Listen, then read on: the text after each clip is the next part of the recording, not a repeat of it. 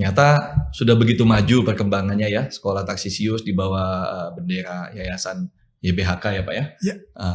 Jadi sekarang sudah punya podcast, punya channel YouTube sendiri, luar biasa buat saya. Saya secara pribadi saat ini lebih aktif sebagai penulis buku dan peneliti, terutama di bidang ketionghoaan di Indonesia. Saya banyak melakukan penelitian tentang tradisi sosial budaya dan juga kiprah serta peranan tokoh-tokoh serta masyarakat Tionghoa di Indonesia. Dengan tidak melupakan akar kita mampu membuat karya, menghasilkan karya apapun profesi kita, ya sepanjang itu profesi yang baik akan menghasilkan manfaat bukan hanya untuk diri kita tapi juga bagi orang lain.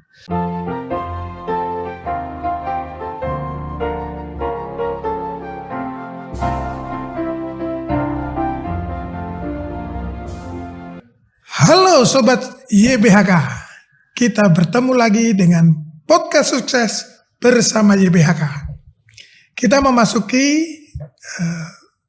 episode yang ke-145. Berbeda lagi dengan yang sebelum-sebelumnya. Kegiatan narsum kita kali ini cukup unik.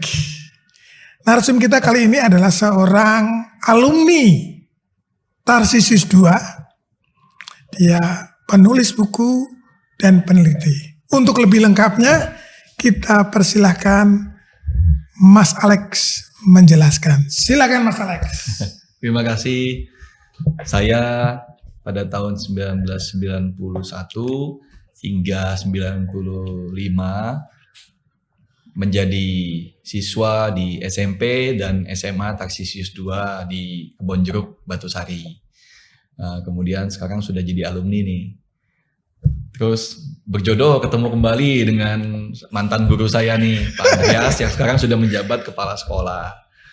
Ternyata sudah begitu maju perkembangannya ya, Sekolah Taksisius di bawah bendera Yayasan YBHK ya Pak ya. Ya. Jadi sekarang sudah punya podcast, punya channel YouTube sendiri, luar biasa buat saya. Jadi itu adalah sesuatu yang menurut saya sangat oke dibagikan, bagaimana pengalaman-pengalaman alumni Taksisius 2 dan grup sekolah yang lain ya, termasuk Taksisius 1, Damai, itu alumni-alumni ternyata sudah sukses di luar dan bisa membagikan ilmu mereka, wawasan mereka lewat publikasi semacam ini. Makanya waktu diundang oleh Pak Andreas saya senang sekali. Kebetulan kalau bidang saya lebih ke arah penulisan buku dan penelitian, Pak. Iya. Baik. Oke, itu perkenalan singkat dari Mas Alex. Sekarang Mas Alex silahkan menceritakan kegiatan-kegiatan yang sekarang sedang digeluti. Silakan Mas Alex. Oke, saya secara pribadi saat ini lebih aktif sebagai penulis buku dan peneliti, terutama di bidang ketionghoaan di Indonesia.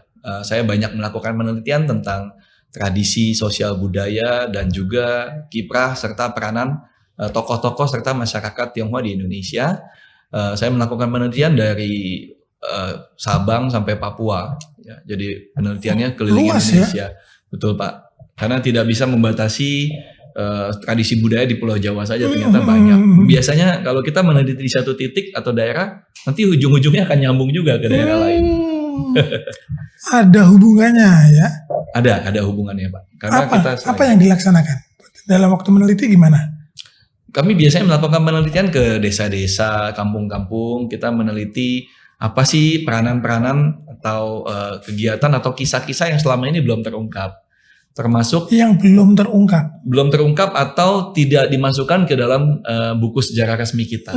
Sebenarnya banyak sekali Pak ya. Contoh. Tokoh-tokoh pahlawan di Indonesia yang sebenarnya mereka punya andil yang berjasa dan sangat membantu dalam proses perjuangan kemerdekaan, masa revolusi. Tapi hal-hal itu belum diungkap Pak.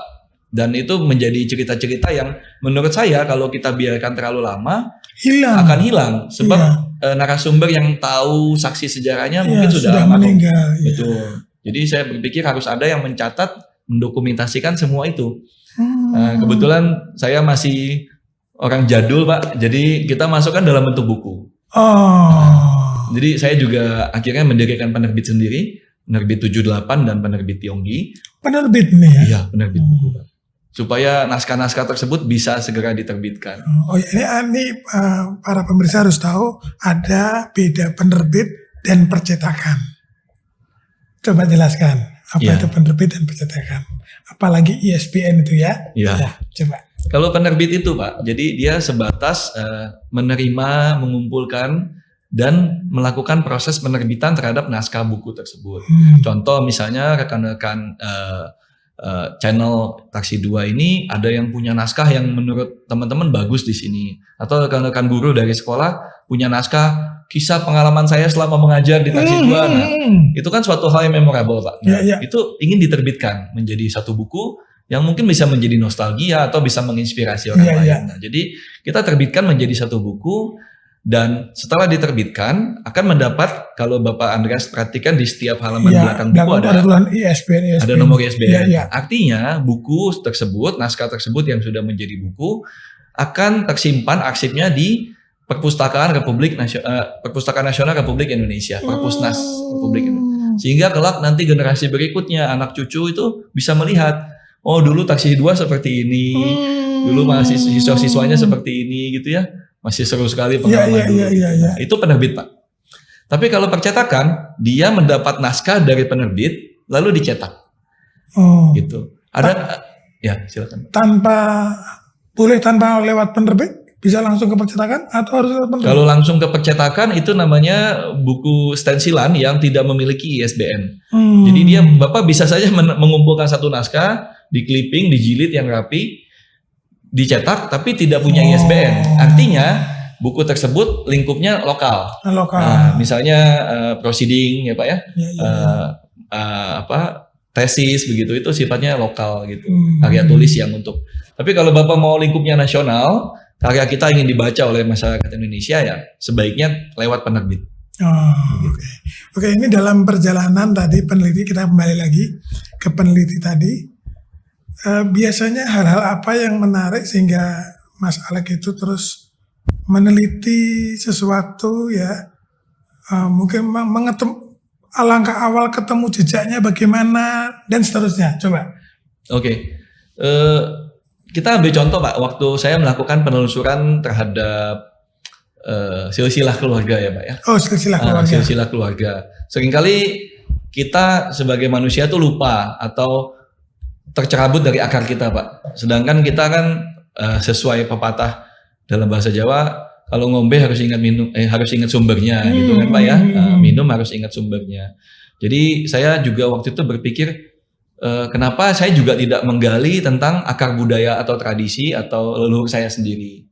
Akhirnya saya melakukan penyelidikan dan menghasilkan dalam 2 buku Pak, yaitu dari garis ayah dan garis ibu. Yang untuk pelacakan tentang silsilah keluarga Senen dan silsilah keluarga Karet.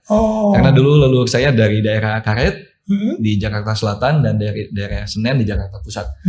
Nah, kita melakukan proses penelusuran dan seterusnya itu tidak mudah Pak, karena kita harus meneliti sampai ke kuburan-kuburan kuno. Sampai ke kuburan. Betul, kita harus masuk ke daerah hutan-hutan yang selain banyak nyamuk, segala macam rintangan ya Pak ya, udah kadang kuburannya sudah tertutup sampah, tertutup macam-macam ya, ilalang yang tinggi-tinggi gitu.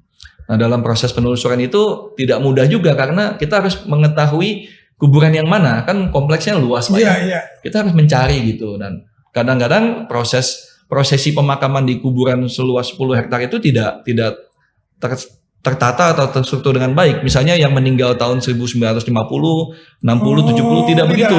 Campur Pak. Yang meninggal tahun 2000 pun di sini. Meninggal tahun 1930 di sini. Jadi kita harus melacak secara acak. Nah, satu per satu gitu. Sampai akhirnya menemukan. Ketemu. Kita juga harus memastikan bahwa itu. Ketemunya gimana caranya? Apa itu satu-satu gitu atau dengar-dengar cerita atau gimana? Ada yang dengar cerita, kalau yang kuburannya masih relatif baru, ada narasumber yang ingat. Seingat saya dulu tidak jauh dari pintu gerbang, nanti Bapak cari di situ. Nah, ada yang dia cuma ingat di kuburan itu. Tapi di mana kuburannya kan? Enggak tahu. 5 hektar Pak ya. Jadi kita melakukan pencarian secara manual. Dari pagi sampai sore kita keliling tuh Pak, meneliti satu persatu batu nisan ini, oh bukan, ini, oh bukan. Terus setiap hari itu sampai beberapa hari.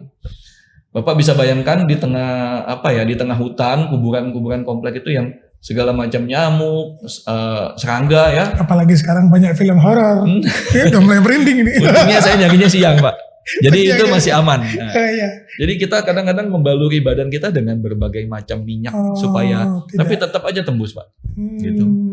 Sampai akhirnya ketemu. Kadang juga ada penemuan-penemuan yang dalam tanda petik saya menyebutnya sebagai mendapat petunjuk atau tidak disengaja, tidak disengaja begitu. Kemudian ya kadang misalnya duduk di mana atau tersandung, ternyata tidak jauh dari situ. Setelah berhari-hari mencari. Lalu proses berikutnya setelah menemukan, ya kita bersihkan makamnya, kita verifikasi, kita pastikan ini sudah tercatat pada zaman itu di kelurahan. Kita harus cross check dengan surat kabar pada tahun 1920, 1930. Kita lacak carinya sampai untuk apanya nih, Pak? Misalkan surat kabar tadi. Kita bisa melihat di arsip Perpusnas atau saya sendiri punya koleksi yang kita dapatkan dari loak-loak buku-buku bekas. Kita harus menelusuri sampai di situ. Perjuangannya itu, ya. Ya. Banyak kita nggak tahu bahwa kita tuh punya data-data di arsip nasional ya. Betul, Pak. Kan unik ya kalau kita bisa menyimpan sejarah tentang yayasan serta gedung sekolah kita ya. Kita mengetahui ini taksi 2 dulu gedung apa, tanahnya bekas apa, sekarang jadi sekolah. Itu kan menjadi suatu catatan tersendiri yang bisa dipublikasikan di YouTube kemudian. Ya, itulah makanya ada podcast ini. Ini juga bagian daripada mencatat sejarah alumni-alumni yang pernah sekolah di sini. Baik, ada berapa buku yang sudah dibuat? Saat ini saya sudah menulis ya hampir lebih dari 20 buku lah, Pak. Lebih dari 20 buku. Saya lihat itu ada buku yang cukup tebal. Kabarnya dibikin cukup lama, bisa diceritakan itu bukunya judulnya apa, mengisahkan apa, berapa halaman? Itu adalah buku kedua saya, buku kedua saya yang fokusnya pada pelacakan seni bela diri kungfu tradisional di Indonesia. Seni bela diri kungfu tradisional di Indonesia. Betul. Silat dong, bukan? Ya silat orang Tionghoa, silat masyarakat Tionghoa ya, gitu. Kalau silat Betawi ada lagi, silat Minang beda lagi gitu. Jadi silat masyarakat Tionghoa namanya kungfu. Kalau zaman dulu, zaman mungkin kakek nenek kita disebutnya kuntao, bahasa Betawi pada masa itu kuntao disebutnya, bahasa Hokian sebenarnya. Nah itu saya melakukan pelacakan dan penulisan buku ini selama 4,5 tahun. 4,5 tahun, lama sekali. Ya, 5 tahun sebenarnya kalau dihitung dengan proses penulisannya.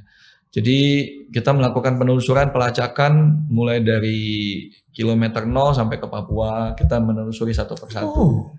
Jadi saya menghabiskan hari-hari saya waktu itu untuk melakukan penelusuran, mencari. Kalau sudah mencari kan kita harus wawancara, kita dokumentasi, gitu.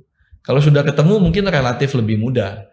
Tapi kan ini tradisional Pak Andreas. Jadi tidak mudah dan tidak semua tokoh bersedia diwawancara.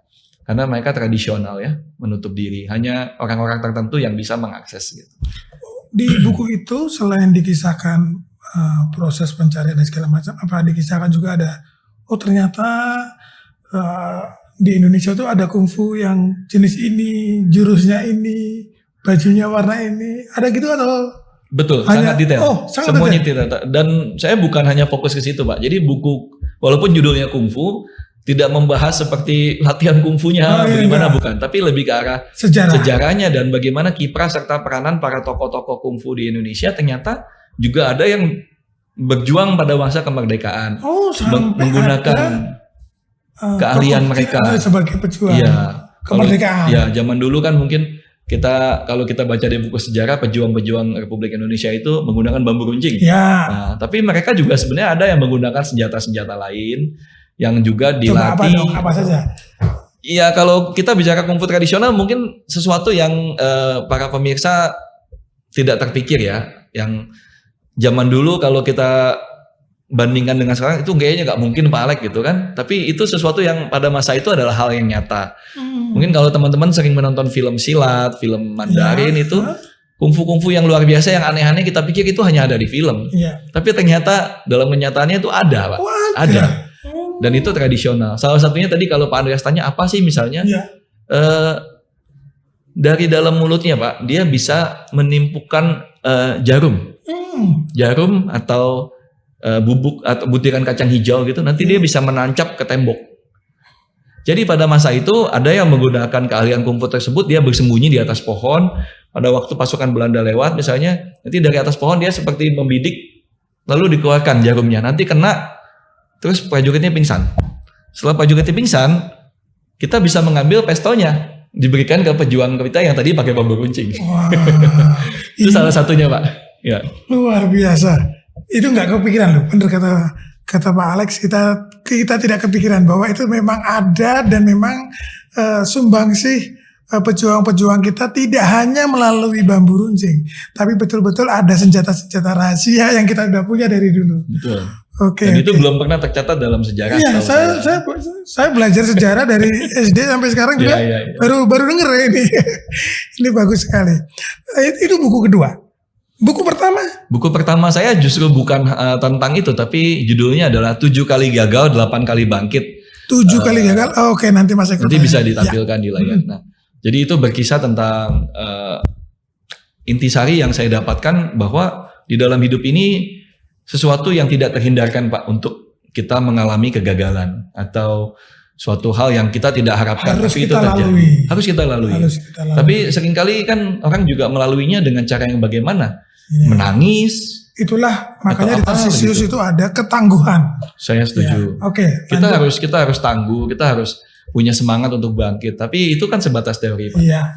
Bagaimana saya mencoba menjabarkan hasil kontemplasi saya, meditasi saya yang akhirnya membuat saya bisa melalui semua itu dengan kondisi yang sangat di bawah dan terus-menerus mengalami kegagalan hingga akhirnya kok saya bisa bangkit, ternyata saya dulu pernah melalui ini.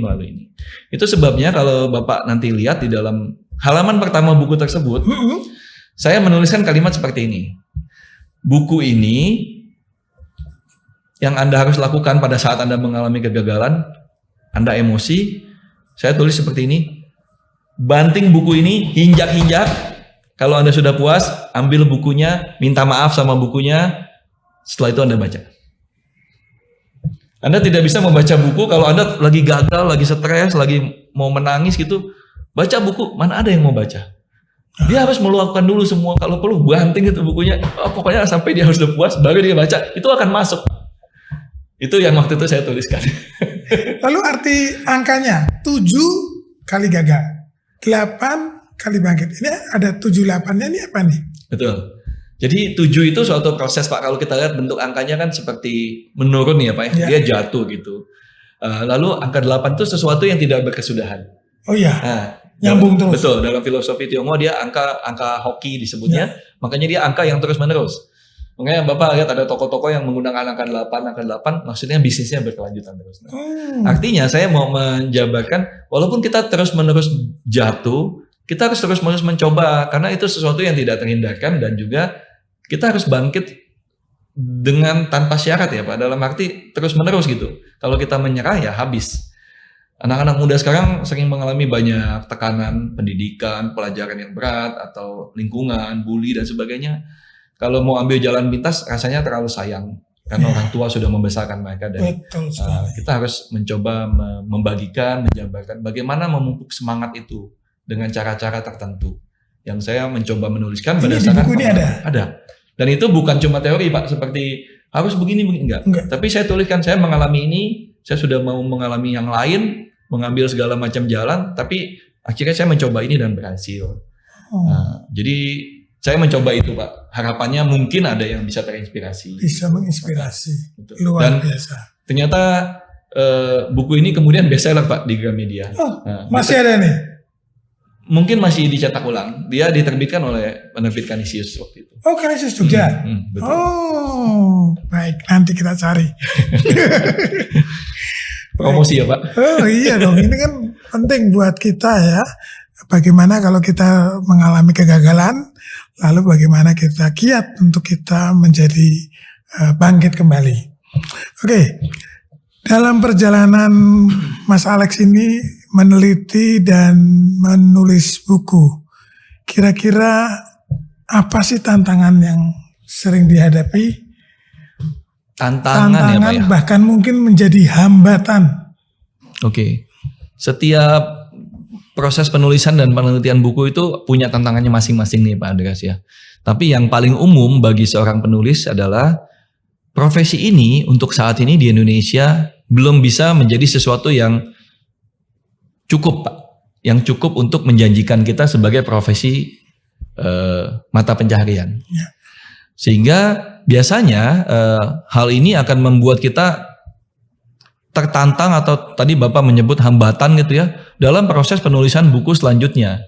Dari mana kita bisa mendapatkan dana untuk penelitian selanjutnya kalau buku-buku ini di Indonesia banyak mengalami pembajakan. Oh iya. Pembajakan buku ya. Sedangkan kita ingin karya kita kan kalau bisa menginspirasi dan juga membantu kita untuk penelitian selanjutnya, ya. Begitu. Itu menjadi tantangan tersendiri. Dan juga tidak semua naskah bisa diterima oleh penerbit-penerbit. Kalau kita menulis suatu naskah, menurut kita ini cukup baik, tapi belum tentu diterima dan diterbitkan. Makanya termasuk naskah-naskah yang tadi saya hasilkan dari proses riset tadi Pak Andreas ya, yang mungkin tidak umum gitu. Siapa yang mau baca sih kisah-kisah semacam itu ya? Betul. Orang gali ke kuburan dan sebagainya itu nggak umum Pak ya. Jadi akhirnya saya memutuskan mendirikan penerbit sendiri. Nah, kalau saya penerbit sendiri saya bisa langsung menerbitkan dan langsung kita bisa pasang di toko buku dan sebagainya, kita distribusikan gitu. Harapannya supaya bisa menginspirasi. Karena kita tidak pernah tahu Pak. Kalau Bapak Andreas merasa, Pak saya ada naskah tentang perjalanan saya waktu ke Tanah Suci atau mengalami hal spiritual, buat Pak Andreas mungkin siapa yang mau baca ya kisah ini, tapi kita nggak pernah tahu Pak. Kita tahu di luar kan ada buku masak, buku traveling, apalagi sekarang banyak YouTube, segala macam ya Pak ya. Siapa yang mau baca? Tapi kita nggak pernah tahu. Bisa saja buku itu menginspirasi orang yang kita nggak terpikir Pak. Iya. Memang orang cenderung juga akan buku siapa lagi yang mau baca zaman sekarang gitu kan. Makanya jangan lupa kita bisa menerbitkan dalam bentuk fisik dan digital. Kalau buku digital kita bisa terbitkan lewat Android, Google Play Store atau dari Apple Store gitu, bisa dilihat. Jadi bisa dua itu sebagai salah satu solusinya sih Pak. Bahkan banyak film-film sekarang itu kan terkenal berangkat dari buku. Betul. Terakhir saya nonton apa itu? Gadis Kretek ya. Oh iya. Sampai covernya ganti. Ya, betul. Nah ini sepanjang pengalaman Mas Alex meneliti, adakah pengalaman yang menarik yang bisa diceritakan? Sesuatu yang wah ini nggak ngira nih menarik gitu. Ada nggak? Banyak sih Pak, termasuk hal spiritual Oke, salah satu aja. Ya. Salah satunya pada waktu kita mau meliput satu tokoh, akhirnya kita berhasil bertemu makamnya beliau di sebuah hutan. Oh ini tokoh yang sudah meninggal? Sudah meninggal, kita berhasil menemukan kuburannya di sebuah hutan kecil di daerah Bogor sana. Dan pada waktu kita mau istilahnya memberi hormat ya kepada beliau dengan menyalakan semacam lilin begitu atau dupa. Pada waktu itu di hutan kecil itu tidak ada angin, udara baik-baik saja, cuaca cerah gitu ya Pak. Lalu kami berusaha menyalakan lilin tersebut dengan korek. Setiap kali korek itu nyala, mati terus. Padahal nggak ada angin. Tidak ada angin. Saya bilang jangan pakai korek api batang, mari kita ganti pakai korek api gas. Kita coba cetek, nyala sebentar mati, nyala sebentar mati. Buat saya ini ada sesuatu yang tidak normal, tidak umum gitu kan. Akhirnya kita minta bantuan ke keluarganya, anaknya menjelaskan mungkin beliau tidak mau diberi penghormatan di depan sini karena di dalam ada semacam altar kecil tempat ada foto beliau di dalam rumahnya. Mari kita ke sana. Ya sudah, kami ke sana. Kita melakukan semacam ritual meminta izin begitu ya bahwa kami ingin meliput dan sebagainya. Setelah itu kami kembali lagi ke situ. Nyala Pak. Percaya tidak percaya? Percaya tidak percaya. Ini sudah mengalami. Oke, kalau korek api mungkin orang masih bisa, mungkin korek api kamu dan sebagainya. kita coba dengan teknologi digital. Ini di daerah lain Pak ya. Ya. Nah, pada waktu itu kami meliput di dalam rumah, tokoh tersebut sudah meninggal. Sudah meninggal juga. Nah, di dinding itu terpasang foto beliau yang kami ingin ambil untuk dokumentasi di dalam buku. Di daerah? Tidak boleh bisa disebutkan. Nah, tidak bisa disebutkan. Jadi kita foto seperti foto ya Pak, misalnya di dinding gitu ya, pas foto kita foto dengan kamera handphone. Hasilnya putih Pak, blank. Tidak ada gambarnya. Tidak ada gambar blank. Saya bilang mungkin kamera saya sedang rusak, minta teman saya yang foto. Ya pakai kamera handphone dia. Hasilnya putih juga. Oke, saya bilang kalau gitu jangan pakai handphone, pakai kamera digital yang bentuknya beneran kamera nih. Ya. Harusnya jadi toh Pak. Harusnya jadi. Tapi hasilnya sama, putih. Ya sama seperti tadi ceritanya korek api, kita juga menyampaikan ke keluarganya. Mereka bilang, oh ya mungkin kita harus lakukan minta izin dulu semacam itu. Lalu kami lakukan ritual singkat, memasang lilin dan dupa di itunya. Kemudian kita kembali, kita foto, jadi Pak. Baru muncul itu fotonya. Luar biasa. Kurang lebih seperti itu salah satunya. Menarik kan? Ini kayaknya sepanjang podcast belum ada loh yang kisah menarik seperti ini. Ini baru sekali ini. Kita udah 144 podcast yang lalu nggak ada cerita menarik seperti ini. Baik. Oke. Lagi ini. Sebenarnya bagaimana sih peluang sebagai peneliti dan penulis ini? Peluang. Apakah bisa, tadi kan memang dibilang belum bisa menjadi itu ya. Apakah bisa dikerjakan dengan sambilan atau memang harus curah, tapi kita harus cari sponsor atau bagaimana? Gimana nih? Ya.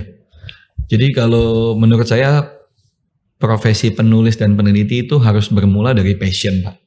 Tanpa passion itu kita tidak bisa melakukan penulisan dan penelitian dengan sepenuh hati. Karena jelas kan bukan menjadi pilihan utama dalam hal mencari nafkah ya Pak ya. Nilainya tidak sebanding dengan proses riset dan waktu yang kita habiskan untuk menulis. Gitu. Kita harus meninggalkan keluarga, meninggalkan banyak hal di sini. Kita harus melakukan penelitian ke kampung-kampung, ke desa-desa, ke kompleks kuburan kuno. Contohnya kalau dalam hal saya. Tapi kalau kita menulis novel populer, mungkin itu bisa menjadi mata pencarian berdasarkan royalti yang diterima. Tentunya tidak bisa dibandingkan juga dengan pekerjaan tetap yang setiap bulan kita mendapat gaji sebagai karyawan atau sebagai pengusaha. Makanya saya bilang di awal, dalam menulis buku atau dalam melakukan penelitian, kita perlu melakukannya dari hati atau memiliki passion. Apa sih gunanya menulis buku? Terus bagaimana prosesnya? Apakah kita perlu mencari sponsor seperti Pak Andreas bilang? Itu bisa menjadi salah satu opsi, tetapi juga dengan resiko. Kalau kita bandingkan dua buah buku, yang satu tanpa sponsor, yang satu dengan sponsor. Bukunya misalnya bercerita mengenai sejarah. Saya akan lebih percaya yang tanpa sponsor, Pak. Karena akan lebih netral. Tidak ada pesan-pesan tertentu. Nah, kita bisa melihat ini kok sejarah ada sponsornya. Saya jadi agak bagaimana gitu. Tapi tanpa sponsor tersebut, yang belum tentu dia mempengaruhi isi buku, dia hanya ingin membantu saja. Bukunya nggak bisa terbit. Tidak ada yang mendanai penerbitannya. Mencetakan bukunya puluhan juta, ratusan juta itu nggak ada uangnya si penulis kan. Sehingga nggak ada dananya. Dengan adanya sponsor tersebut, buku itu bisa tercipta, tercetak, dan terdistribusi. Jadi ada plus minusnya. Selalu ada plus minus. Itu tantangan juga Pak. Kalau memang, makanya perlu dari passion. Kalau sudah dari passion, apapun caranya saya harus terbitkan. Contoh yang buku kungfu kami, waktu itu juga ada beberapa pihak menawarkan, bagaimana nih kalau ada sponsor di belakang. Saya bilang enggak, saya bersama tim ACE menolak gitu, bahwa ini nggak boleh ada sponsor. Begitu ada sponsor orang tidak akan, apalagi di belakang ada gambar-gambar produk, waduh itu. Iklan. Ya, big no Pak. Ada iklan, ya. Gitu. Ya itu tantangan-tantangan yang saya pikir dihadapi semua penulis. Karena royalti di Indonesia 10% Pak. 10%. Kalau dijual buku 100.000, dari setiap buku terjual kita hanya dapat 10.000 rupiah. Dapat 10.000. Kalau nilai buku itu 30.000, kita hanya dapat 3.000 rupiah. Jadi ya kalau kita mau beli buku carinya yang murah-murah, itu yang nulis kasihan loh, dapatnya cuma 10% ya. Apalagi dapatnya kopian, bajakan gitu ya. Jadi itu tidak membantu si penulis. Tidak membantu penulis. Betul. Itu kita harus ikut membantu penulis dengan cara membeli buku yang bukan bajakan. Ya, begitu ya? Betul. Oke. Lanjut ini. Ada kisah-kisah lain lagi yang mau diceritakan? Banyak sekali Pak, cuma saya nggak tahu nih pemirsa apakah tertarik nggak mendengar cerita. Karena kan sesuatu yang tidak bisa dibuktikan dengan nalar logika, Oh iya, iya, ya kan? Kalau kita cerita juga mungkin kamu hanya berhayal, halusinasi dan. Tapi kalau kita pada waktu itu momen itu ada di lapangan, saya ingin tanya sama teman-teman kita harus gimana? Kalau kamu ada di situ, kamu akan ngapain gitu loh? Iya, ya kan? Ada yang momen-momen seperti yang kita sudah. Ada satu tokoh yang kita kuburannya mencari Pak. Sudah puluhan tahun kuburan ini tidak pernah ditemukan oleh para peneliti baik dari dalam ataupun dari luar negeri. Ada wartawan-wartawan dari media terkenal juga pernah mencari, menelusuri. Tidak berhasil.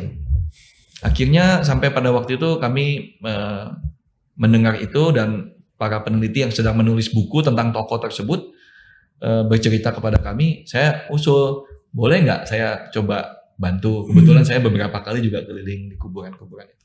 Oh boleh, silakan. Patokan terakhir di sini katanya. Tapi itu kan patokannya dalam bahasa Belanda Pak Andreas. Blood berapa, blok berapa ya, menghadap kemana. Jadi kami melakukan pencarian, yang mana waktu itu masih beruntung kuburannya kita ketahui Pak, di daerah Cipinang, Cipinang Besar. Itu yang terdiri lebih dari 10 hektar. Kuburan itu sudah dari zaman Belanda ada Pak. Jadi sudah sangat luas dan berbagai macam jenis makam ada yang mewah sekali dari zaman Gubernur Jenderal Belanda. Atau mungkin ada yang tenggelam juga. Ada yang sudah tenggelam gitu ya. Kami terpaksa melakukan pencarian satu persatu dengan cara manual gitu. Beberapa peneliti menyebutnya cara bodoh. Karena dari pagi sampai siang matahari di atas kepala ya Pak, panas-panas, siapa yang mau keliling di kuburan sampai menjelang maghrib. Kami mencari satu persatu hari demi hari terus tidak berhasil. Tapi dalam proses itu kita malah menemukan makam tokoh-tokoh lain yang selama ini juga belum pernah ditemukan.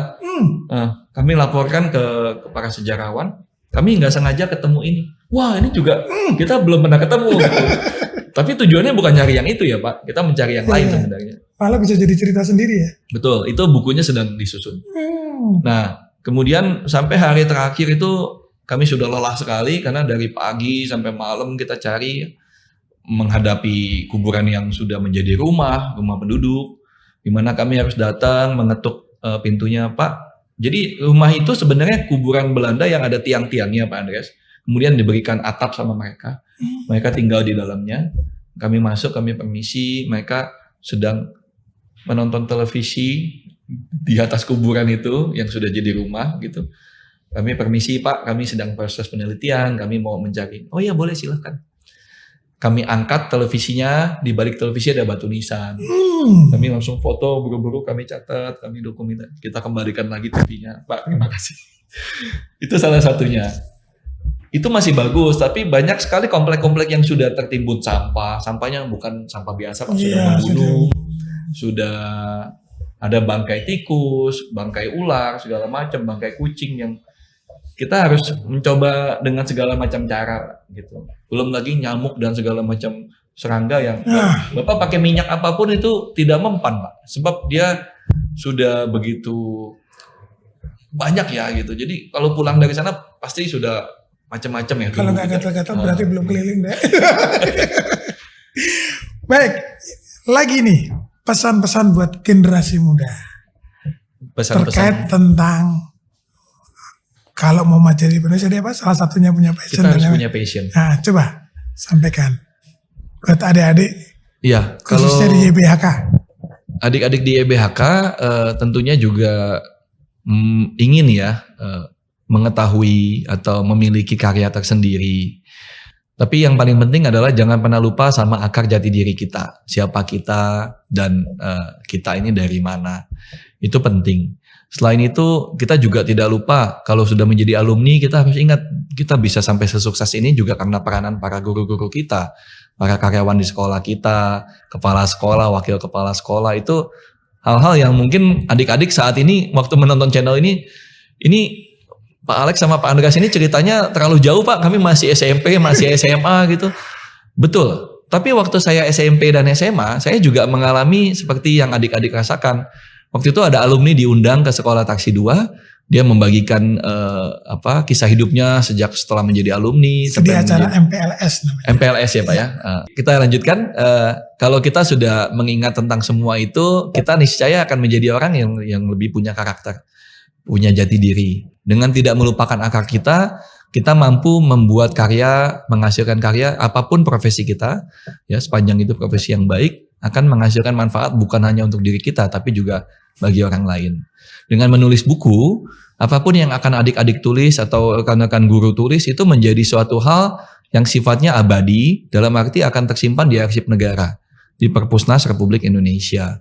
Sehingga cerita-cerita yang adik-adik tulis nanti selama masih di sekolah ataupun setelah lulus itu akan menjadi kenangan dan karya yang mungkin saja bisa menginspirasi orang lain. Begitu ya Pak ya? Ya. Sebab kita tidak pernah tahu apakah yang kita tulis ini bisa menginspirasi siapa, kita tidak pernah tahu. Buku masak, buku travel, buku novel, buku kisah romantis, kisah apapun itu bisa saja menjadi inspirasi bagi banyak orang. Yang mungkin juga bisa difilmkan. Itu bisa menjadi karya tersendiri yang akan sangat membanggakan. Kalau adik-adik tahu, lihat di Gramedia atau toko-toko buku yang lain, banyak novelis-novelis cilik yang sejak SMP sudah menghasilkan karya. Sehingga kalau di sekolah Taksisius misalnya ada pendidikan atau mata pelajaran tentang jurnalistik, itu akan sangat membantu menyusun karya. Kan rasanya senang ya kalau dari masa SMP, SMA sudah pernah menulis buku. Orang tua juga senang. Sekolah juga pasti bangga gitu. Jadi itu bisa menjadi salah satu karya kita. Nanti setelah kita lulus, setelah dewasa, oh dulu saya pernah menulis ini. Atau saya nggak pernah menulis tapi saya pernah terinspirasi sehingga saya melakukan profesi yang sekarang saya lakukan. Buat saya intinya selain memupuk karakter diri juga berbagi manfaat bagi sesama kita. Demikian Pak. Saya ada catatan sedikit tadi. Silakan Pak. Tidak perlu ke Gramedia, perlu ke Gramedia tapi di kita juga udah ada perpustakaan. Oh oke. Pak, Mas Alek belum lihat perpustakaan Taksisius 2. Waktu zaman saya belum ada Pak. Zaman kamu bukunya juga udah jadul-jadul. Ini jadul memang penting ya. Tapi ya kita juga memperbarui buku-buku dengan baru. Kita melengkapi anak-anak. Memang kita perlu sekali menggiatkan anak-anak untuk literasi. Jadi nanti kapan-kapan Mas Alek mampir perpustakaan. Kalau begitu nanti beberapa buku saya akan saya sumbangkan sebagai koleksi perpustakaan. Terima kasih sekali. Luar biasa. Baik pemirsa, tidak terasa cukup lama kita ngobrolnya sampai lupa waktu nih ya. Kami ucapkan terima kasih. Kami pamit diri. Saya Andreas dan saya Alex Chung. Kita jumpa di episode yang akan datang. Salam YBHK. Oke.